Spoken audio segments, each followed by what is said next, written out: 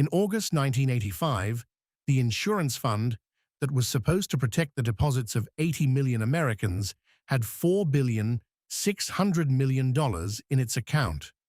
This fund was called FSLIC. It insured deposits at every savings and loan association in the country.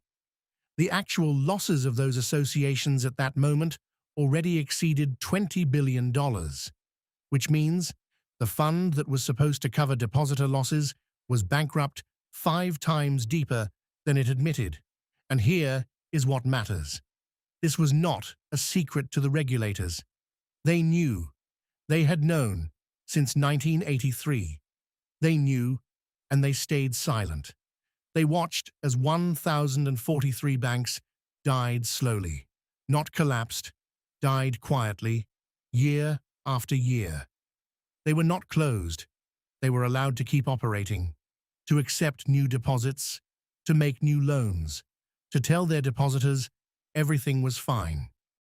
By the time the country finally admitted there was a problem, the taxpayers had to pay $124 billion, roughly 3% of annual US GDP.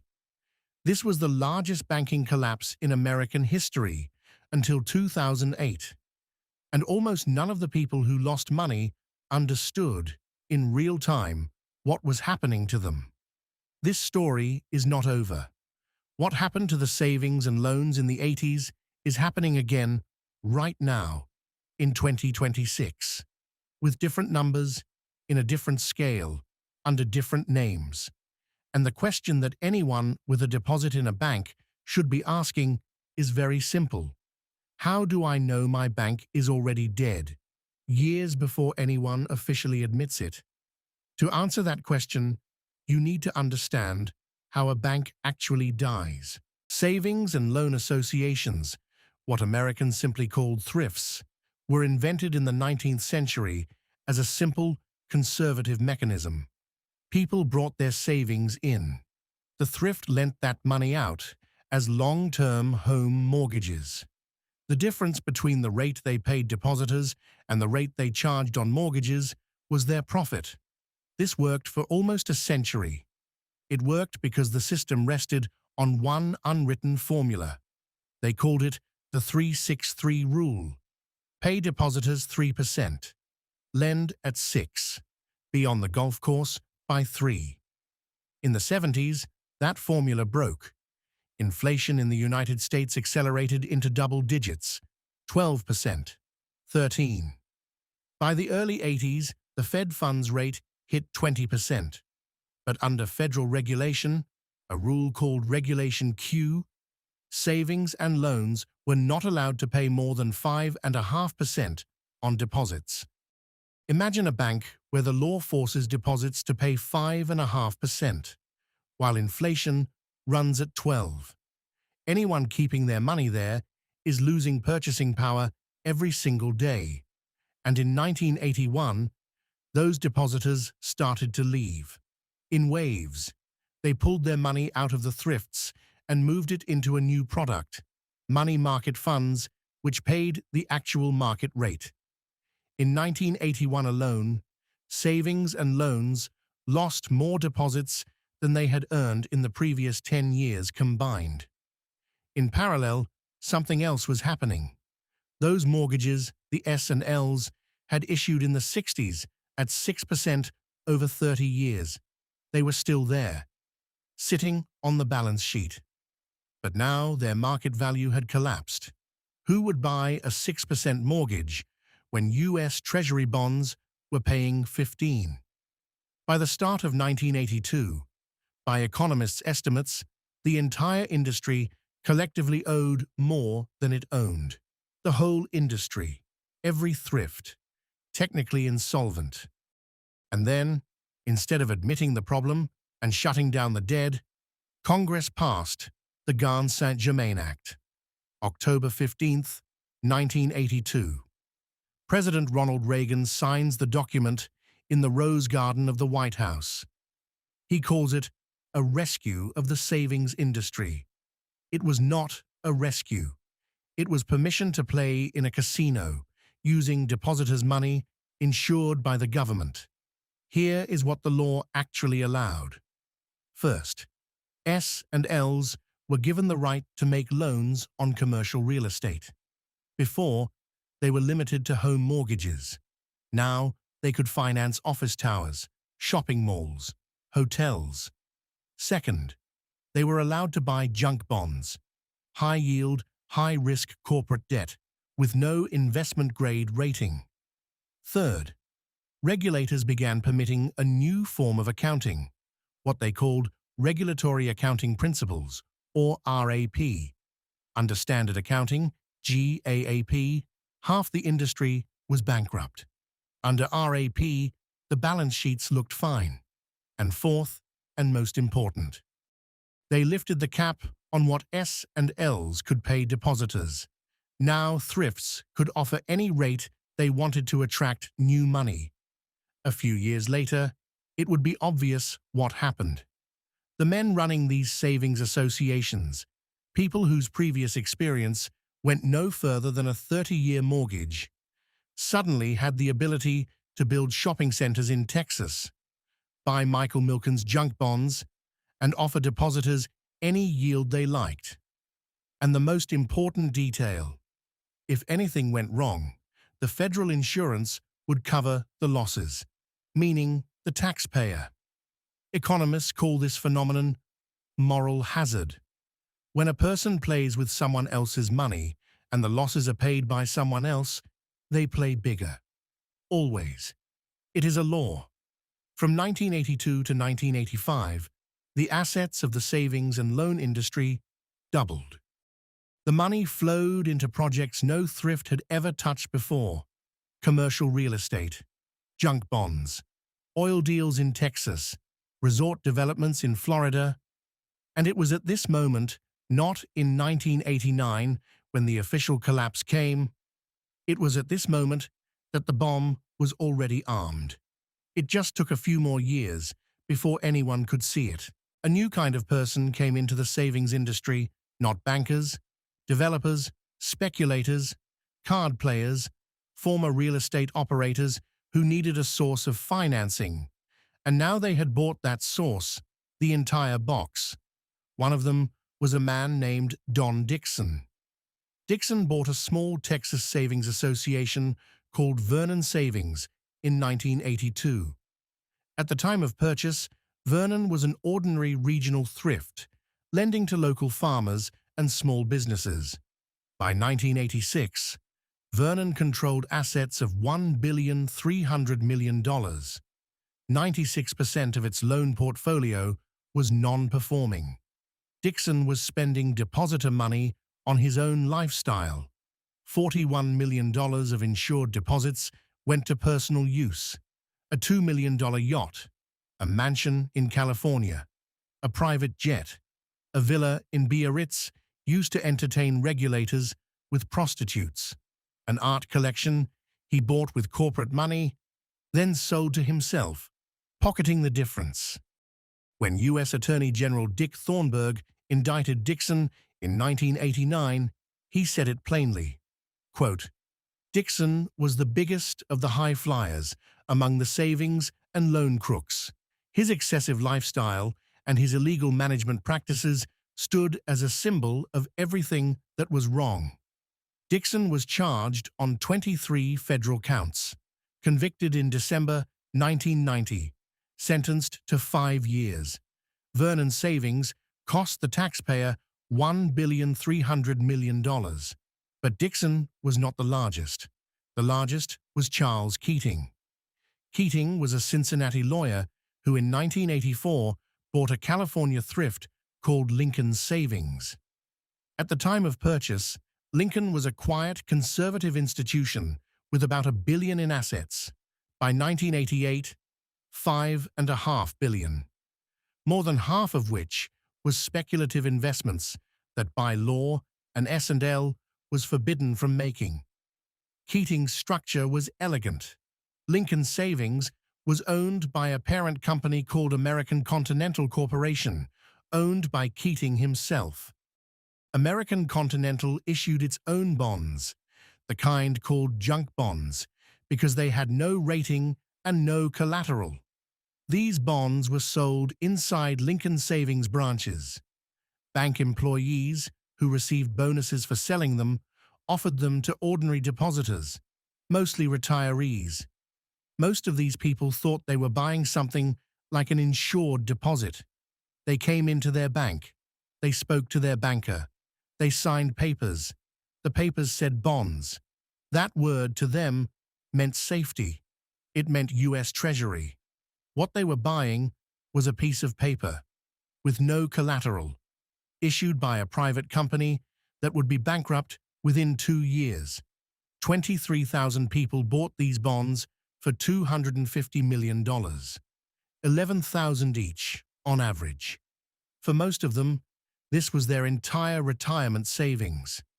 When American Continental filed for bankruptcy in 1989, those $250 million became zero. One of the depositors, an 80-year-old retiree, said at a congressional hearing, "I thought I was investing in my bank.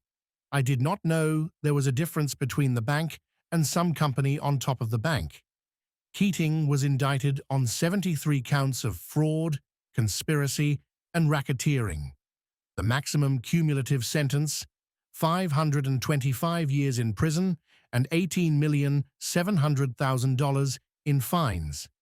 Lincoln Savings cost the taxpayer $2,600,000,000.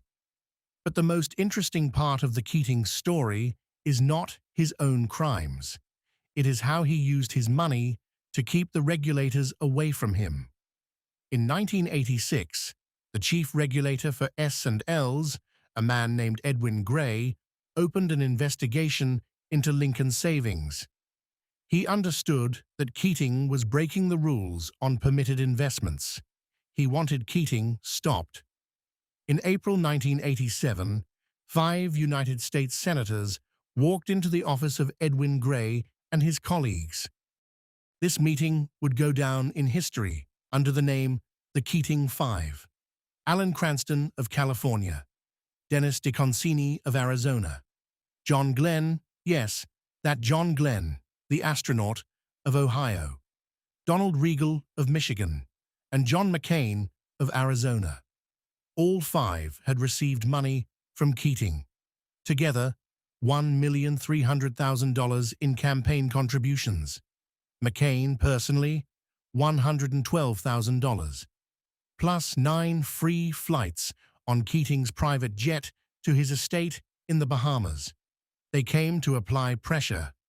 They wanted Edwin Gray to leave Lincoln Savings alone. 2 years later, when Lincoln finally collapsed, McCain would call it the worst mistake of his life. But in April 1987, the mistake was still working. The regulatory investigation into Keating was effectively frozen for almost 2 years. During those 2 years, Lincoln Savings lost roughly another $1 billion of depositor money. And this is the central lesson of the savings and loan crisis. The lesson most economics textbooks still walk past. Banks do not die from bad decisions. Banks die because the system refuses, for too long, to admit that the bad decisions have already been made. There is a financial term, forbearance. In plain English, it means delaying the funeral. It is the policy where a regulator knows a bank is bankrupt but does not close it, lets it keep operating, hopes the situation fixes itself. In the case of the S&Ls, this policy was written into law. In 1987, Congress passed the Competitive Equality Banking Act, which formally required regulators to show forbearance toward troubled savings institutions. The cost of this decision, according to economist Edward Kane, who studied the crisis his entire academic career, $60 billion. $60 billion out of 124, almost half of the total cost of the crisis to the taxpayer, was not the cost of fraud. It was the cost of inaction. What did this forbearance look like in practice? First, Regulators allowed what came to be called zombie thrifts to keep operating. These were institutions with negative net worth. Their assets were worth less than their liabilities. Under any normal banking rule, they should have been closed immediately. They were not closed. By later supervisory analysis, the optimal moment for mass closure had been mid-1983. At that point, the losses could have been contained at roughly 20 billion. By the time the government finally moved in 1989, the losses had grown to over 100. 6 years of forbearance multiplied the cost by 5. Second, regulators preserved the alternate accounting system, RAP, which differed from the standard system, GAAP. Under GAAP, half the industry was already insolvent in 1982. Under RAP, everyone alive, almost healthy. What did RAP look like in reality? Under standard rules, if a bank makes a $10 million loan and the borrower stops paying, the bank must record a reserve against possible losses and reduce its profit. Under RAP, those reserves could be deferred. 1 year, 2, 3. The loan was formally still performing, even though no one was actually paying on it. Same for investments. If an S&L bought 100 million in bonds and their market value fell to 70, GAAP required recognizing a 30 million loss. RAP, no, we hold it to maturity, no recognition needed. This let dead banks look alive on paper. A depositor opening the annual report of their savings association in 1985 saw normal numbers, profit, capital, ratios. The reality was different. In May 1987, regulators finally began phasing out RAP. Within 4 months of that decision, the number of technically insolvent S&Ls tripled. They had not gone anywhere. They had simply stopped being hidden. And third, the most painful part, the regulators had known all of this from the beginning. Edwin Gray, the same regulator the 5 senators walked into pressure, was writing memos to the Treasury as early as 1984. He called what was happening, and this is a direct quote, the largest financial scandal in history. He predicted the cost to taxpayers would exceed $100 billion. In 1984, that prediction sounded hysterical. No one listened. Gray was replaced in 1987. 2 years later, it turned out he had underestimated. This pattern, dead banks kept alive because the system is not ready to admit the scale of the problem, is not a uniquely American phenomenon. It is a law of financial crises. And 8,000 kilometers from Texas, in 3 Scandinavian countries, the same script was playing out in the same years. Norway, Sweden, Finland, 3 small, disciplined Protestant countries, famous for their conservatism, for their caution. All 3 lived through a banking crisis in the early 90s, all 3 by the same script that had just played out in the United States. Start with Norway. In 1984, the Norwegian government removed the ceilings on bank lending. Before, there had been quotas. A bank could not issue more loans than the state permitted. Those quotas were lifted. At the same time, a tax rule remained in place that allowed interest on borrowed money to be deducted from taxable income.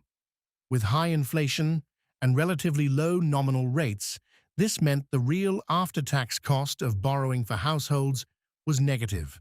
Banks were literally paying people to take out loans, and people took them, and banks made them. Credit growth in Norway in 1988 exceeded 30% per year. Real estate prices in Oslo doubled in 4 years. In 1988, it all started to come apart. The first to fall was Sunnmørsbanken, then Norian. Then, one by one, the largest banks began to topple. By 1991, the government had no choice but to effectively nationalize three of the four largest banks in the country. Christiania Bank, taken in full. Focus Bank, taken in full. Den Norske Bank, 55% government control. The cost to the budget, about 3% of GDP in discounted terms. Norway, unlike the United States, acted hard. Old shareholders were wiped out, new management installed. The state took the banks into ownership and held them until they recovered. A few years later, when those banks became profitable again, the state began selling shares back to the market. The net cost to the Norwegian taxpayer ended up at less than 1% of GDP. This was the best possible outcome of any of these crises, because Norway did not try to hide the bodies. It buried them quickly. Sweden, 1985. The Riksbank, the central bank, removes the lending controls on Swedish banks. In Swedish financial history, this moment is called the November Revolution.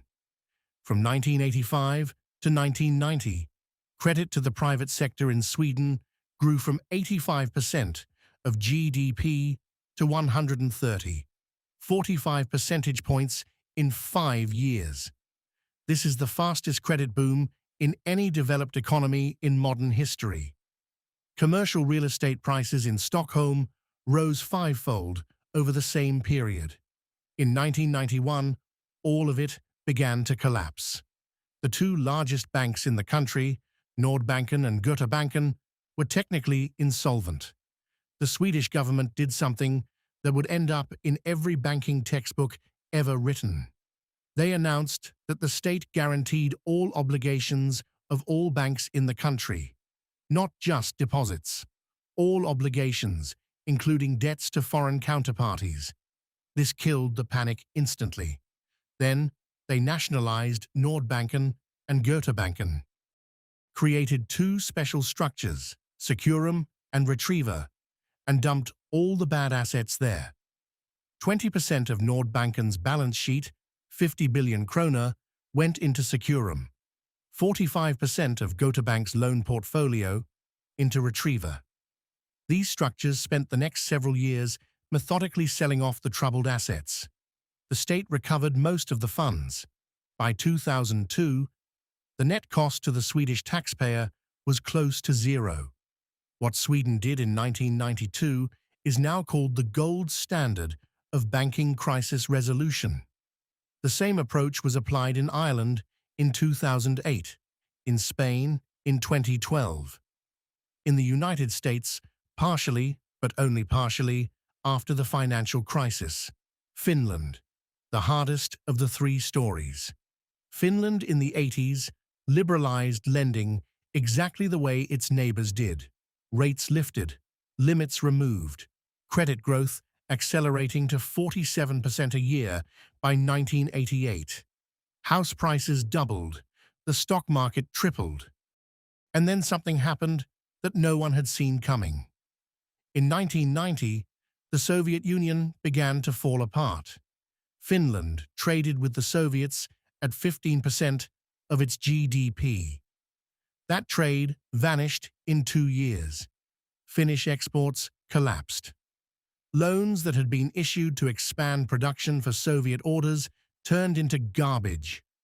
Real estate values, which had served as collateral, fell by 50%. The stock market lost 70% from its peak. Finland's GDP from 1990 to 1993 fell by 13%. That is comparable to the American Great Depression of the 1930s. The Central Savings Bank of Finland, Skop Bank, went bankrupt in the autumn of 1991. It was the 47th largest financial institution in the country, and its fall triggered a chain reaction. The state was forced to take over one bank after another. The cost of the crisis to the Finnish taxpayer, about 8% of GNP, the highest of the Nordic countries. And here is what matters about all three of these stories. In every single one of them, the same warning signs appeared before the crash. Deregulation, a surge in credit, a real estate boom, concentration in one sector, heavy external competition, and a final trigger, usually some external shock that cracked the system open. But the shock did not create the crisis. The shock only revealed it. The crisis had been there for years, and in every one of these countries, the most expensive decision was not the rescue itself. The most expensive decision was the delay before the rescue. Forbearance. In the United States, forbearance cost $60 billion. In Finland, about half of the total cost of the crisis. In Norway and Sweden, where authorities moved fast, the net cost to the taxpayer ended up close to zero. This is the fourth law of banking crises, after moral hazard, fake accounting, and regulatory capture. The longer you hide the problem, the more expensive it becomes when you finally admit it. On March 10, 2023, Silicon Valley Bank, the 16th largest bank in the United States, with $209 billion in assets, was closed by regulators in 36 hours. Officially, it was the largest bank failure in 15 years. Unofficially, it was a warning that nobody listened to. 2 days later, Signature Bank in New York closed. 7 weeks after that, First Republic, the 14th largest bank in the country. Combined cost to the FDIC insurance fund, about $37 billion. SVB cost $20 billion. First Republic, 15.5, Signature, 2.5. These were not poorly run small banks. These were major publicly traded institutions whose shares traded on the stock exchange. Their auditors were the largest firms in the world. Their balance sheets were reviewed by the Federal Reserve. And they died from the same problem that had destroyed the savings and loan industry 40 years earlier. A mismatch between the maturity of assets and the maturity of liabilities. Too many long-duration bonds bought at low rates on the asset side. Too many short-term deposits on the liability side. When rates rose suddenly, the assets lost market value, and depositors, when they figured it out, ran. In SVB's case, it all happened in a single day, through a mobile app. The bomb had been planted in 2021, when the bank bought $100 billion of U.S. Treasury bonds at 1.5% yield. When the Fed raised rates in 2022, those bonds lost about $20 billion in market value. On the bank's balance sheet, those losses were not recognized. They were classified as held to maturity and not marked to market. On paper, the bank was alive. In the market, dead. This is the same practice as RAP in the 80s. It is just called something different now. When the depositors of SVB learned the truth, and they learned it overnight through social media, 25% of all deposits were withdrawn in a single day. And here is the key question. Was this an isolated case or a systemic problem? In the fourth quarter of 2025, total unrealized losses on held-to-maturity securities across all American banks were $207 billion. At the peak in 2023, that figure was close to $700 billion. $207 billion in unrealized losses, which on paper do not exist, because the banks have decided not to mark these securities to market. Academics Zhang, Matvos, Piskorski, and Seru, 4 economists who study banking fragility, published a paper in 2023 in which they repriced the balance sheets of every American bank at market value. By their calculation, many banks had negative net worth. If their assets had been carried at market price, those banks would have been insolvent. This does not mean they will collapse tomorrow. Most of those bonds, they really do hold to maturity, and at maturity, they get their money back. But it does mean that between the books and reality, there is a hole worth hundreds of billions of dollars. And under any sharp deposit outflow, that hole becomes visible. What did regulators do after 2023? This is where it gets interesting. In July 2023, the Fed, the FDIC, and the OCC published a draft of new rules, Basel III Endgame. The proposal would significantly raise capital requirements for every bank with more than $100 billion in assets. Today, May 2026, that draft has still not been finalized. It is being revised, it may be softened, it may eventually be narrowed to apply only to banks with more than $250 billion in assets. In the same July 2023, a long-term debt rule for regional banks was proposed. This rule would force banks to hold a certain volume of long-term bonds that, in the event of failure, absorb losses first. By 2026, this rule has not been finalized either. Reform of the deposit insurance limit, discussed extensively after SVB, including raising the cap and expanding coverage of uninsured deposits, did not pass Congress. The limit is still $250,000 per account. What did happen was a special assessment. The FDIC required the 114 largest banks to collectively reimburse the insurance fund for the $16.3 billion used to bail out the SVB and signature depositors. JP Morgan paid $2.9 billion.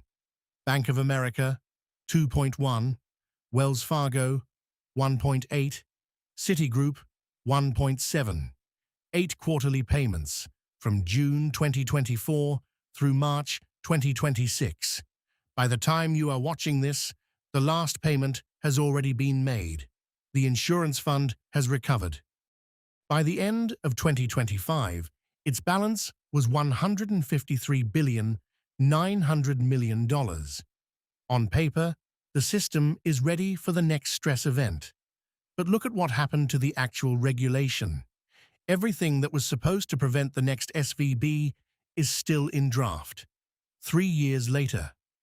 This is not an American specialty. It is a law. Crises produce a temporary push for reform. The push fades. The reform stalls. And a few years later, the same problem comes back under a different name. Meanwhile, smaller banks keep falling, quietly, without much attention. On April 26, 2024, Republic First Bank in Philadelphia closed. In January 2025, Pulaski Savings. The FDIC's problem bank list at the end of 2024 contained 4 names, 4 banks where the regulator already knows something is wrong. The names are not published. The depositors at those 4 banks do not know their bank is on the list. Just like the depositors of Lincoln Savings did not know in 1986. 40 years have passed. The structure is the same. When someone tells you that a bank collapsed suddenly, that is always a lie. Banks do not collapse suddenly. They collapse slowly, over years. That slow death is hidden from the depositor by 3 layers of protection: regulatory, accounting, and informational. But those layers are not perfect. You can see through them if you know where to look. Here are 5 warning signs that in every banking crisis of the last 40 years were visible years before the public collapse. First, concentration in a single sector. The savings and loans of the 80s were concentrated in commercial real estate in Texas and California, Norwegian banks in Oslo real estate, Finnish banks in Soviet trade, SVB in the Silicon Valley tech sector, First Republic in loans to wealthy clients in San Francisco. If your bank does the bulk of its business in one industry, in one region, or with one type of client, that is the first signal. One shock to that sector wipes out the bank's capital. Today, the largest such risk in the United States is commercial real estate. Regional banks hold 5 times more commercial real estate exposure relative to their size than the major banks. Half of the regional banks have concentrations above the regulatory threshold of 300% of equity. This is public information. It is in the FDIC's quarterly reports. Any depositor can check this. Second sign: a high share of uninsured deposits. Federal insurance covers deposits up to $250,000 per account. Deposits above that, in the event of bank failure, usually do not come back, or they come back partially after years. At SVB, 94% of all deposits were uninsured. At Signature, about 90%. At First Republic, 67%. When depositors like that begin to suspect something is wrong, they pull their money out first, and they pull all of it. That is the spark that makes the fire visible. Any depositor can look in their bank's report at what fraction of deposits is insured. If it is below 70%, the bank is vulnerable. Third sign: the Texas ratio. This is a metric invented by analysts during the S&L crisis. The numerator is non-performing assets plus restructured loans. The denominator is tangible common equity plus loan loss reserves. If this ratio is above 100%, the bank does not have enough capital to absorb its bad loans. It is a bomb. In the S&L collapses, the Texas ratios of most failed banks were over 200. Today, public services calculate this ratio for any American bank, yours included. Fourth sign: growth in non-performing loans in office commercial real estate. The U.S. office vacancy rate today is around 18%. Before the pandemic, it was 12%. That means the office buildings against which regional banks issued loans in 2020 and 2021 are today worth less than the loans against them. Between 2025 and 2027, American banks have to refinance $4 trillion of commercial real estate loans. Most of these were issued at 3 to 4%. Today's rates are 6 to 7%. This is not a theoretical risk. This is a wave that is already moving, and the peak is still ahead. Fifth sign: growth in unrealized losses on securities. In every bank's report, there is a line: accumulated other comprehensive income, AOCI, sometimes unrealized losses on securities. This is the difference between the market value of a bank's bond portfolio and its book value. At SVB, this line, before the collapse, was minus $18 billion. It was visible. It was published. It was in the 10-day reports. Nobody was looking at it until it was too late. 5 signs. All 5 are public information. All 5 can be seen without entering any insider system. But there is a 6th rule, and it sits on top of all the others. Do not keep all your money in one bank. If your total assets exceed $250,000, or the equivalent in another currency, spread it across several banks, preferably across several jurisdictions, preferably with some of it in hard assets outside the banking system entirely. This is not paranoia. It is arithmetic. The savings and loans of the United States were government insured. That did not stop some depositors from losing their money. The people who bought the junk bonds of Lincoln Savings were not insured, even though they thought they were. In Argentina's 2001 crisis, all bank deposits were officially insured. That did not stop the government from freezing them for years and converting them into a devalued local currency. In the Cyprus crisis of 2013, deposits above 100,000 euros were forcibly converted into shares of the failed bank. Those shares later became worthless. Every time a major systemic crisis arrives, the rules change in real time. And the rules do not change in favor of the depositor. The only real defense is structure, not one bank, not one jurisdiction, not one currency. And here is what the savings and loan story leaves us with. The taxpayers paid $124 billion. 1,043 banks were closed. $846 million in fines and restitution were ordered by the courts.